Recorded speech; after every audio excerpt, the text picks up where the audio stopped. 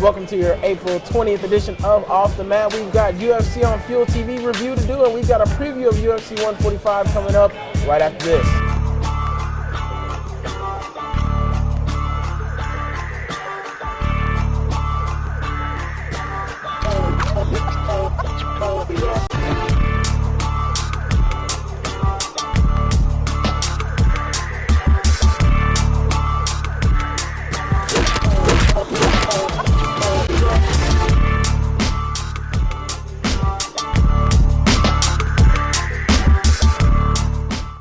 I'm Bernard Oliver, that's John Urcuyo. We are at Buffalo Wild Wings for our UFC 145 preview show. John, how you doing today, man? Doing good. Glad to be back at BWW. we haven't been here in a while. It's kind of weird. We're setting up. Can't remember how to set things up. We haven't been here in a few months. So getting back into the swing of things, though, we're going to talk UFC on Fuel TV first.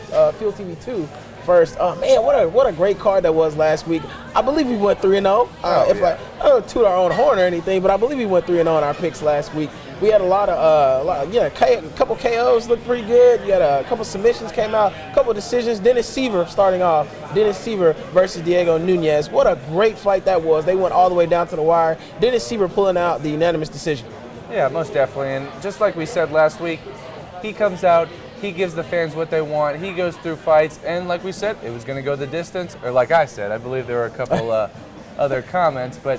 And most importantly, for the fans, they got exactly what they wanted, a battle. Diego Nunes taking nothing away from him, but Siver controlled this fight through in and through out. He was able to implement his game plan perfectly. And what you love to see in an MMA fighter, heart. It's all heart. This guy, he goes out there, puts on a show, and that's why he's coming out on top. And Dennis Siver beating, I guess I like to call him the country cousin of Jose Aldo out of the Nova União camp. Now, does Jose get to take revenge for his teammate Diego Nunes since Dennis Siver beat him? They've been talking. Dennis Siver kind of sort of called Jose out, said, I'm ready for him, I'm ready for the champion. Do you see that match coming up pretty soon?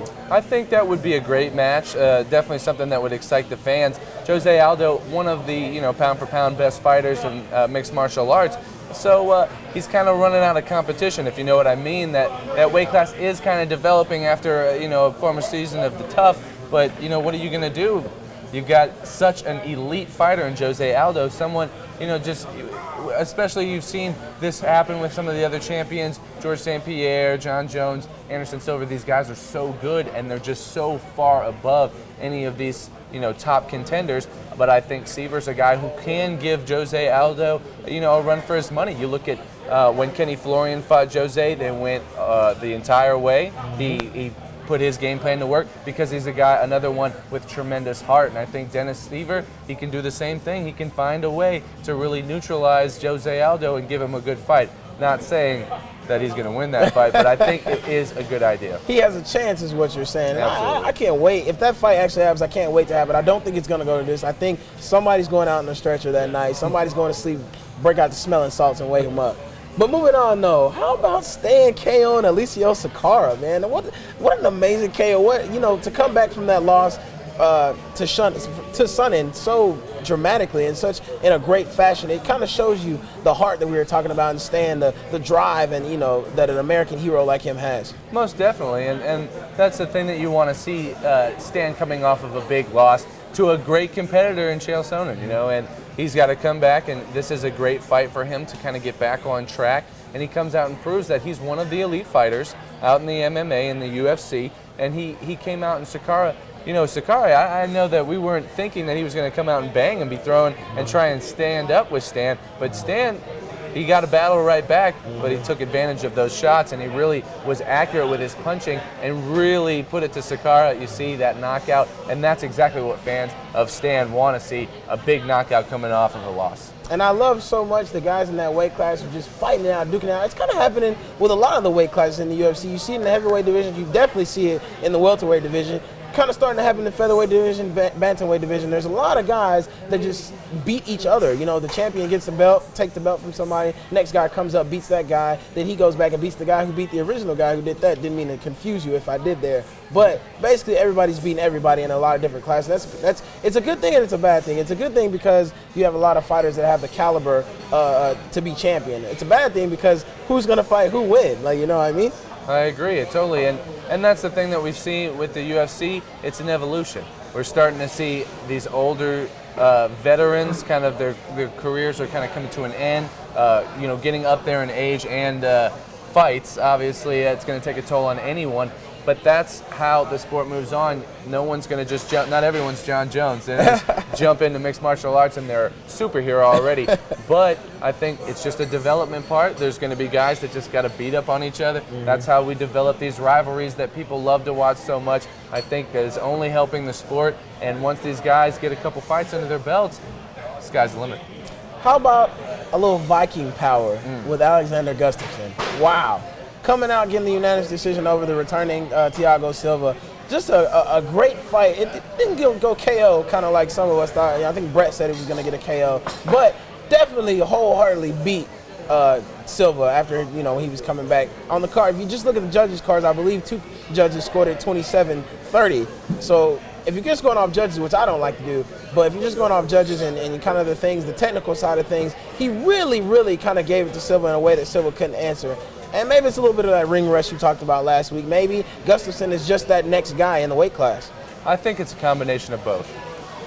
We talked about the ring rust situation, and that affects any fighter. I know how much you can train and how much hell it is, but that's not always going to get you prepared for the fight, because the fight's a different story. You're going out there and you're warring with someone. Thiago Silva, one of the scariest guys to look at across the octagon. But Gustafsson is on fire. I'm sorry. He's got just so much potential. His striking is fantastic, and he moves so well. Definitely. I love his footwork.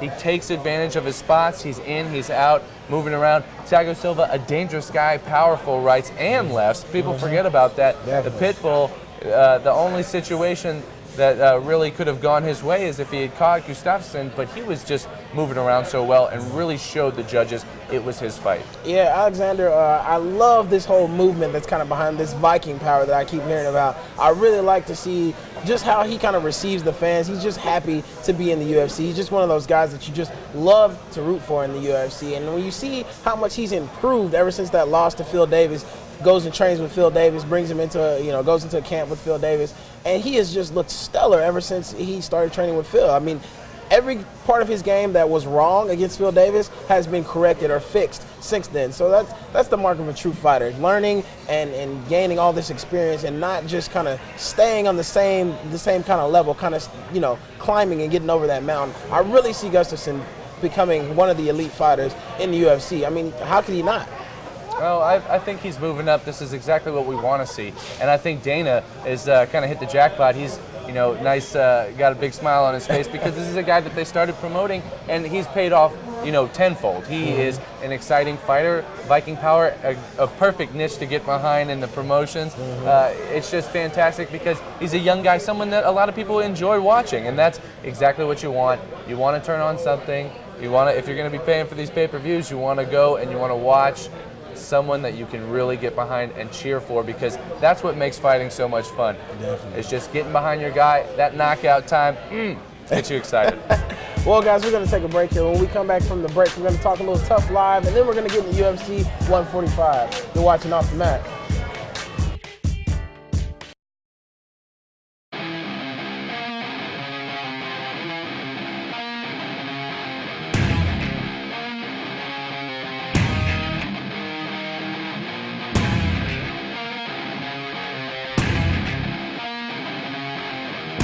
Wouldn't be surprised to see if he's got one more in him. He tested Matt Hughes' chin, and Matt Hughes failed. If he gets this fight to the ground, it's no contest.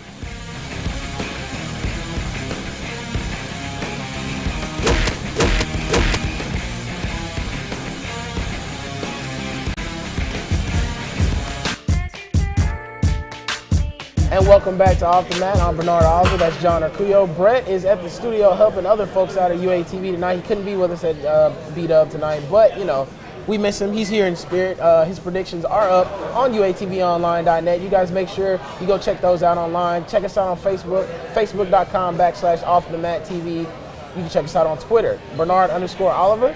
At John Arcuyo, make sure you spell that right, and at I always forget Brett's name because he's kind of new to Twitter, but I believe it's BR Rory 09.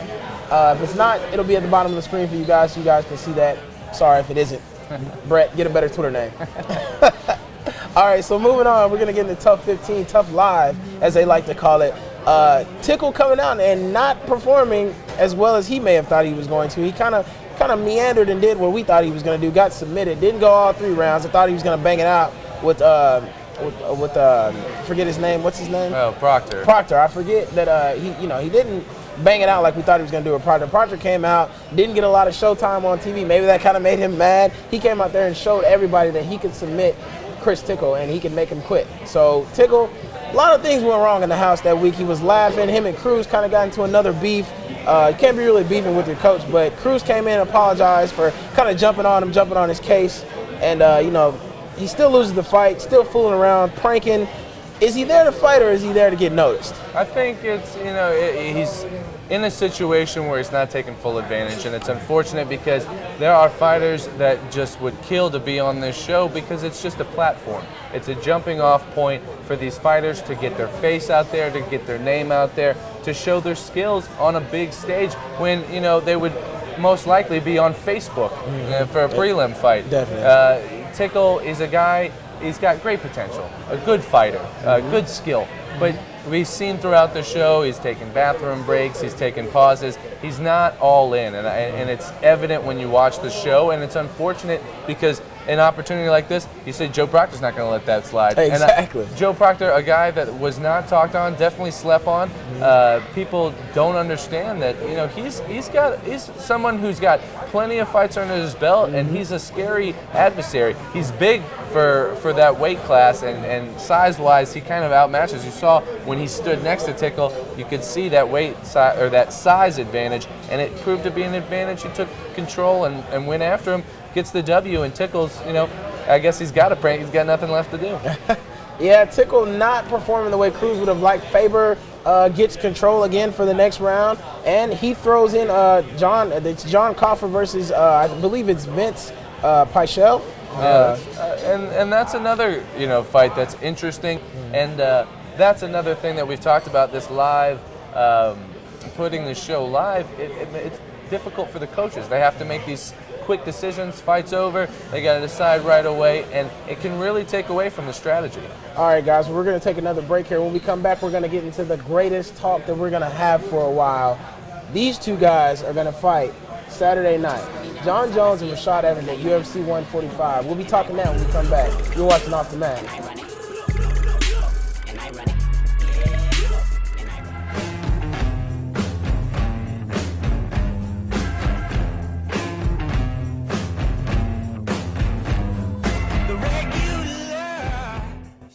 All right, guys, welcome back to Off the Mat. That's John Cleo. I'm Bernard Oliver. Brett Rory could not be with us. He is here in spirit. We're going to go straight into UFC 145. Now, on the main card, because we can't talk the whole card, because I'd love to talk the whole card. You got Marcus Brimage fighting.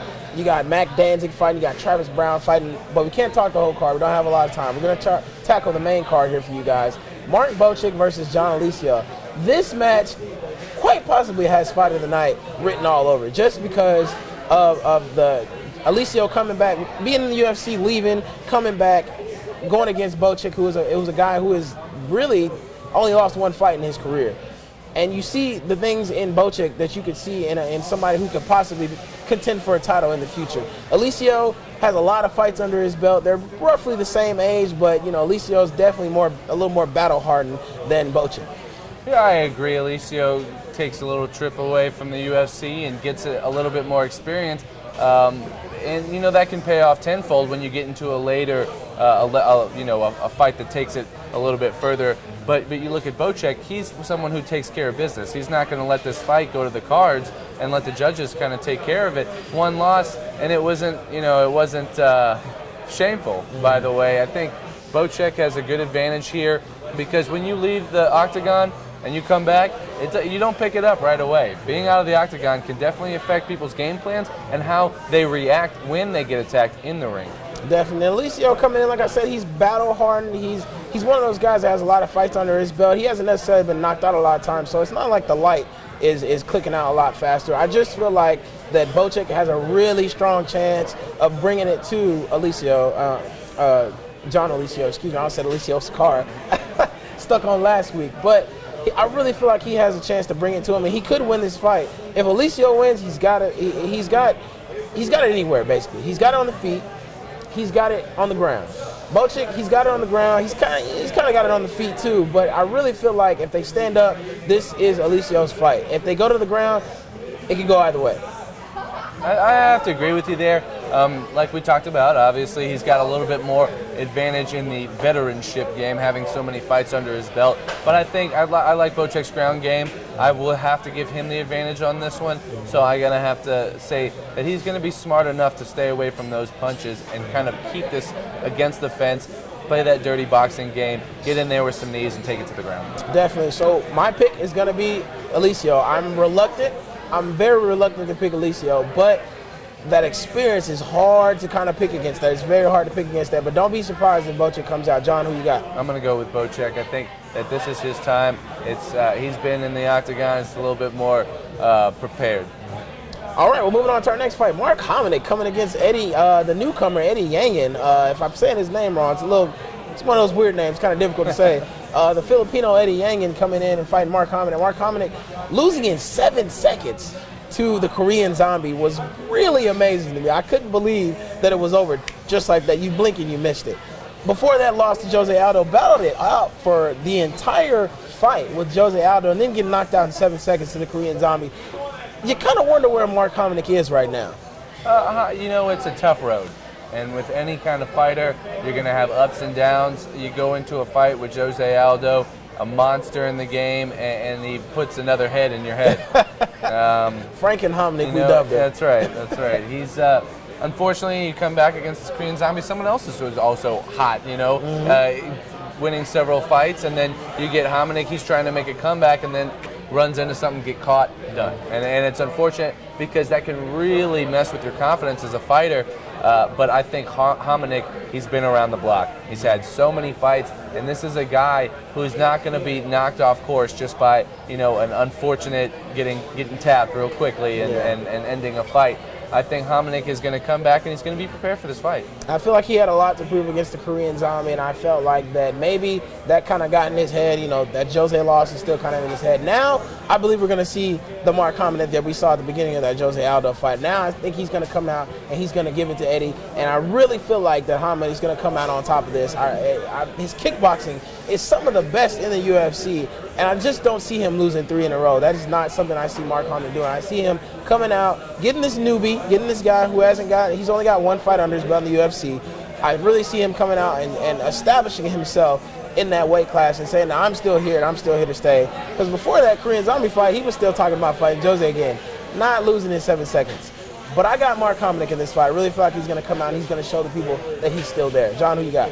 I agree. I think this is a setup fight for Hominick. I think they're trying to get him back on track, and I think he's going to take advantage of it. All right, guys, before we go to break, we're going to talk Miguel Torres really quickly and Michael McDonald. I know Brett said that he's got Michael McDonald in this. He said McDonald is one of those people that he picked that can probably take out Cruz. I don't believe that. He's definitely got some great all-around game. He's got some great striking. He can take it to the ground if he wants to take it there. I definitely feel like he's one of those guys that may be up and coming, but taking on Cruz, I don't know about that. Miguel Torres, we're kind of running into the same problem we ran into with Bocek and Alicio. Miguel Torres has 40-plus fights under his belt. He has a lot of experience. WEC veteran. You have the UFC. He's kind of struggled a little bit, but he's still one of those established fighters in the UFC. All those other fighting brands that he's fought in, he's always come in and he's proven himself. He's got a long resume behind him, and I really feel like that's going to be too much for Michael McDonald to overcome. Well, I know we're kind of short, so I'll say this quickly. I think that Miguel Torres, great fighter, WEC legend, but when you come into the UFC, he's been struggling. That pressure of being trying to be pushed into the higher ranks too quickly might have been a problem for him. Michael McDonald, excellent potential. I see him moving up quickly. I'm going to have to pick him. And the thing with Torres is, Torres, he kind of got cheated a little bit on Demetrius Johnson. It's a very controversial loss. And then, he kind of comes in and he wins the one after that. I really feel like he's getting off that rocky road now. I have to take Miguel Torres in this fight. I'm really going to take him by submission in the second round. John, who you got? I'm going to go, like I said right then, I'm going to have to keep it with McDonald. I think he's going to get a couple taps in there and take advantage. I don't think it's going to be a knockout. I think it's going to the cards, but I think he's going to throw enough to win. All right, guys, we're going to take a break here. When we come back, we'll finish breaking down the UFC 145 card. You're watching Off the Mat.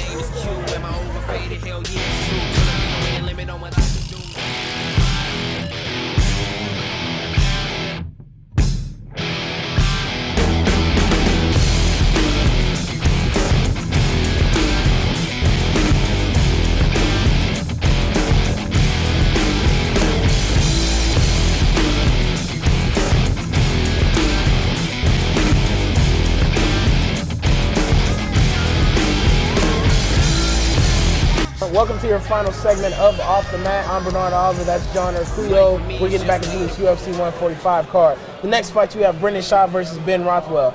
Now, me looking at Brendan Schaub, and going against Rothwell, his boxing is going to be way too strong for Rothwell. Rothwell has struggled since entering the UFC. He actually struggled a little bit before he came into the UFC. It hasn't really been that great since he's been in there. It hasn't really been that awesome since the IFL, since I became a fan of Rothwell. I really see Schaub coming out and outboxing him and knocking him out in the first round. I will agree that he has fallen off, and Ben Rothwell, tough guy. He's had a lot of fights, but he's getting up there in age. Schaub, a young guy who is, coming on. Not a big fan of him. The legend killer, Brendan Schaub. He talks a little bit too much for his britches, I think, but I think he is going to win this fight, not by knockout. I think it's going to go to the second round. He's going to probably end up with, just beating up Rothwell. That's one thing. Rothwell is a tough guy, but, like I said, up there in age, he's not going to be able to throw as much, but he can take some punishment. I don't see him getting knocked out, but I do see him losing. Brendan Schaub to win. It's a good point that you bring up that Schaub is a little cocky. I believe he was humbled a lot by Lil Nog when they fought. I really feel like that he's probably not going to come out here talking all this trash. I haven't heard a lot coming from Brendan's mouth like it was when he fought Lil Nog. Not exactly the legend killer there, getting destroyed by the legend that is the little Nogueira brother. Moving on to our next fight, though. Rory McDonald and Shane Mills. Oh, my goodness, this fight. This is another candidate that, in my book that kind of goes, it could be fight of the night. Rory McDonald destroying Nate Diaz. I was very sad to see that happen. But him destroying Nate Diaz and then winning his next fight out after that by TKO. The guy is on the rise. He is an amazing fighter in the UFC, and I really feel like he's going to make a run to get that revenge against Carlos Condit, who's the only person to beat him in the UFC. I totally agree 100%. He is on the rise, and you better watch out. Carlos Condit included. I think Shay Mills, definitely a great fighter, and I love British fighters that come out that give you so much. But I'm sorry, Rory McDonald is a freight train right now, and he's running through the competition. I don't think that there's going to be any problem here. I think he moves on. And then Carlos, I think he might be knocking on the door. As British fighters usually have the trouble of, on the ground, he's just kind of not all the way there. I believe he's got 4 submission losses. If Rory McDonald wants to take it to the ground and submit him, he can submit him. I'm going to take Rory McDonald in this fight. John, you got Rory McDonald also. I got Rory McDonald all the way, no questions asked. I think he's going to snag this one and move right along. All right, well, going into the main event, John Jones and Rashad Evans. This is really one of my candidates. I feel like Brett when I say this, but this is going to be one of my candidates for fight of the year. I mean, I really feel like going into this fight, that is the caliber that it has with the prime time behind it, the animosity between these two fighters, just all the bad blood going on. I really feel like this fight is going to be a lot of passion just left in the ring. Absolutely, and it's a fight that just brings so much emotion to the fans and everybody watching, and it's two brothers. They trained together, they moved up together, same weight class, studied under Greg Jackson together, and really grew together and gained a relationship. And now with just like they say, more money, more problems. You got the belt, and it just creates this wall between them, and it really kind of brought all this animosity and jealousy, or just all these different emotions, and it makes for a great fight because fans can relate, and they can get behind whichever fighter they choose. And I think that the UFC has done an unbelievable job with this prime time that they have been doing, which obviously we've been talking about, because they have just built it up so well. I think this is going to be possibly fight of the year. I've seen so many people talking about this fight. People who aren't even fans of MMA talking about this fight. Keith Walker, one of our storied viewers that watches Off the Mat. He's one of the guys that comments on Facebook, Twitter, all that kind of stuff. Really big boxing fan, hates MMA. Can't wait for this fight to happen. I've got girls telling me, "Oh, you heard? Are you guys talking about the Jon Jones Rashad Evans fight?" What? Okay, well, I didn't even know you watched MMA, but yes, of course we're talking about that. That is how big this fight is. It is reaching everybody of all ages. There are so many different ways that people have seen Jon Jones, seen Rashad Evans, seen the beef, seen Greg Jackson. I got people asking me about the Greg Jackson camp. It's just, that is one wonderful thing to see in the UFC, a sport that was not even looked at, a year or two ago, being in the public eye for everybody to see. Yeah, absolutely. And it's just super for the sport because it's bringing two characters together and putting them in front of an audience and showing that they're real people. They go out there, they work their ass off, they have every little bit of energy that they put forth because this is their dream. This is what they want. They're both champions, a former champ and the current champ. Rashad, one loss. Don't forget that, people. One loss to an excellent Lyoto Machida, at that time one of the best men in the world. Okay, so I think that this is a lot of people don't think that Rashad has much of a chance because they've seen Jon Jones dismantle just about everyone he's seen. But Rashad has trained with him, and he knows his playbook. And vice versa. Jon is training with Rashad. That's one thing that Jon said. So let's get right into our picks here because we got a little treat for you guys after this. I've got Jon Jones. I don't know how he's going to do it. There's so many different ways. I feel like his length, his speed, and his power are just too much for Rashad. Rashad knows what he needs to do. He needs to get inside. If you watched him break down the Rampage Jon Jones fight, you saw that he had plenty of things to say about Jon Jones' game, what he should do, what he could do. Can he do it is the problem. Can he do what he knows he has to do? I don't think he can. I'm going to say no. I've got Jon Jones by TKO in the second round. I gotta agree. I think that 84-inch reach, hard to match. Legs are even longer. He keeps the pace up. He's young. He can attack from just about anywhere with the long arms and legs. His knees and elbows are devastating. He is an amazing wrestler, and I think that Rashad, probably best shape of his life, unbelievable fighter, probably has the best chance against Jon Jones that anybody has seen yet. But I think it's going to end up very similar to that Rampage fight. Jon Jones is going to have that distance, and he's going to keep moving around, and it's just going to take a toll when we get to the third and fourth round. I think it's going to end in a TKO stoppage. All right, guys. Well, that's going to be it for us from Buffalo Wild Wings. I'm Bernard Oliver. That's John Urquillo. Make sure you stay tuned after we sign off. John Urquillo has a trailer for you guys for UFC 145, and it's amazing. For John Urquillo, I'm Bernard Oliver. Until next time, guys, we'll see you at the fight. You're talking about two men who were very, very close in training, and in fact, were considering each other brothers. We made a pact to each other. I never wanted to fight Jon, saying that he would never fight me. Looking to finish Sugar, and it is all over! Jon Jones is the youngest champion in UFC history! Wow! Can't beat a champ unless you beat me. You got the belt, but you ain't the champ. Had this long, ugly fight with Rampage where you almost got finished. Okay. I finished Rampage. I'm not the champ. Lyoto knocked you out silly, and I just finished Lyoto, and I'm not the champ. He's being fake. Okay, so now, Greg, you gonna go against me? You gonna go against me, right? You tell me that it would never happen, you're guaranteeing me that I would never have to fight somebody. And I go off of your word. And then it turns around and happens just the way that I thought it would happen. And then you say, all right, I'm gonna stick with him. That's betrayal. Rashad's image. He's gyrating and dancing and showboating in front of people. I treat people with the utmost amount of respect. Truth of the matter is you did want to fight me, and we're fighting. Why would I want to fight you if I'm the champ? To fight for the belt means everything to me, but beating Jon Jones is more meaningful than getting a belt. What you have going on in your life, it doesn't matter because when you step